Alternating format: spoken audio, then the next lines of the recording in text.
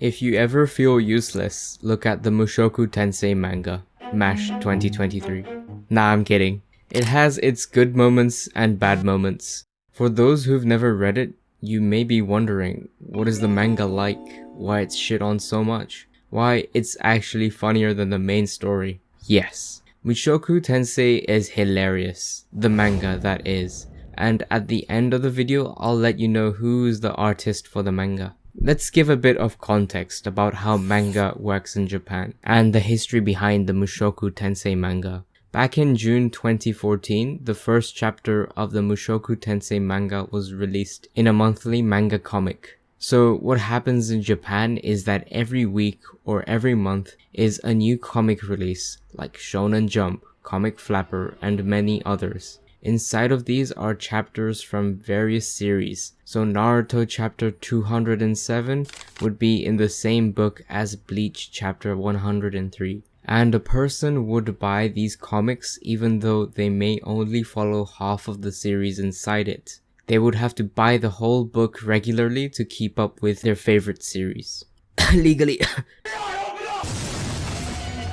And when a manga finally has enough chapters to jumble together, they release it as a volume. You get the point. The Mushoku Tensei manga is part of Comic Flapper and is still to this day being released monthly. Okay, boomer, but now you can buy and read manga digitally. So if you're a lazy introvert, why would you go out to the bookstore to buy manga physically when you can read it on your phone through the likes of Bookwalker, Line Manga, eBook Japan, and more? I don't know why you would buy physical manga anymore. Maybe keep it as like some sort of souvenir? People are afraid of technology. Technology!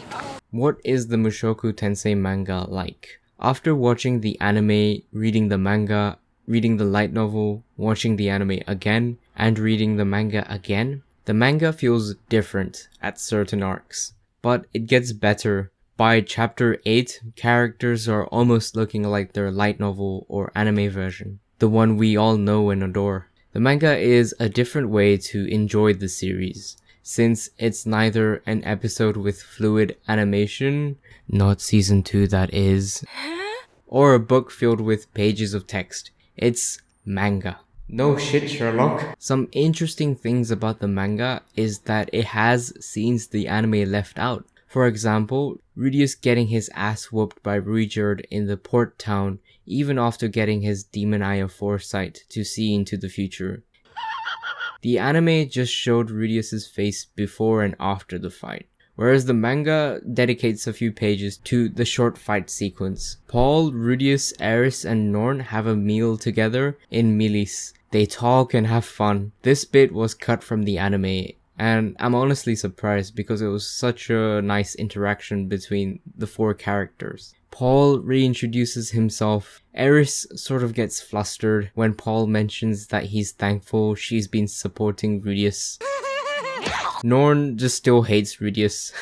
Paul and Rudius just have a great time as father and son after years of being apart. You'd be surprised about the recent season 2 episode 8. Cliff falling in love with Elena Lee's, the Beastmen mating season, and Barigadi's arrival arc had more cut content than the manga. I'm making another video about this because I've got loads to say, and I'm frankly disappointed by the anime. Why the manga is shit on. The manga adds scenes which aren't in the light novel. There's some extra original stuff, like after being teleported to the demon continent, we see this monster about to attack Rudius, but Ruijerd kills it and saves him. This dog monster wasn't there in the light novel or the anime. And then we have a random bath scene with Ghislaine and Eris, which also is original. Although I do like the fan service from Ghislaine. Then we have Lilia being a maid cafe girl and being Moe for Pax.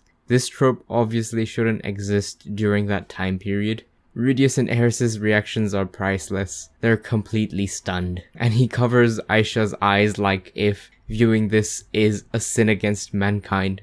And Pax like, bro, what the fuck are you doing? If you're serious about the light novel, you'd obviously get pissed seeing the mangaka add extra bits like this.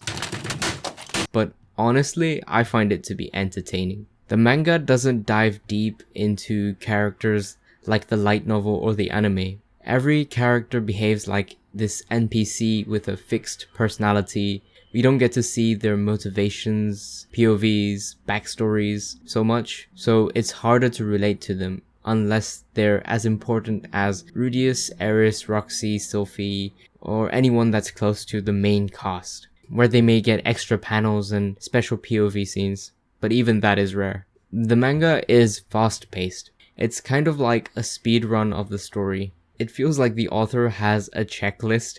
Okay, so Rudius crying, Eris hitting him, and finally a donut from Orsted to finish it off. Perfect. As an anime or light novel only, you know that there's extra dialogues that have been skipped. You could either freak out like a madman, or just think rationally. Sometimes may be good, sometimes may be shit. There's 30 pages that the mangaka needs to fit the story into before ending the chapter, and there's a lot, and I mean a lot of cutting out that needs to be done, all whilst making the story progress. For example, the light novel can spend 3 full pages explaining why Ghislaine is a muscle mommy with an interesting past, whereas the manga either gives it a small panel or leaves it heavily onto the reader's imagination. It needs to progress the story by the next chapter, otherwise a month or 2 has just been wasted. If you're really invested in Mushoku Tensei, then I highly recommend that you read the light novel and use the manga for its images.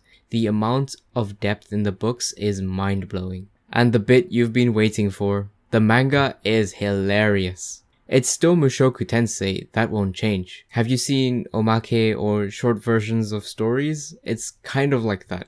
In the manga, Rudius is 1/10 as creepy, most likely because they don't want the manga to be labeled as very ecchi, like Rudius wearing panties on his head or doing very perverted things. There may be a few exceptions, but it's hardly shown in the manga. This is a good thing depending on how you interpret it, but hardcore fans would complain why everything is not following the source.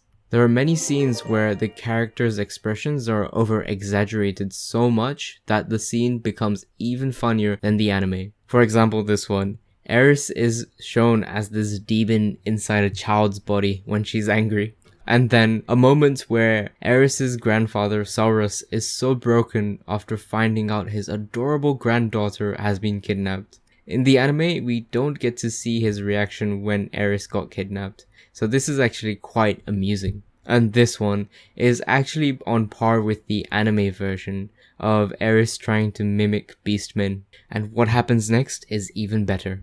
Oh, have you seen this one? Eris's reaction when she meets a Superd for the first time. Just look at that face. I'm sorry. If you have a sense of humor, you'd appreciate the things the manga tries to do that's not in the light novel. It's not like they're sabotaging the series. They've got the author Rifujine's permission. Otherwise, I don't think these original scenes could have been added by their own accord. Most likely, it's proposed in a meeting and Rifujin just goes like yes or no. If you keep up with the manga, sometimes it's like an absolute torture because each chapter more or less ends on a cliffhanger and you have to wait a whole month to find out what happens next. Maybe this is a clever marketing tactic to get us to buy the light novel. Touché. By the end of season 2, core 1, which should be autumn, the anime would have overtaken the manga. So does this mean you drop the manga and just completely disattach yourself from it?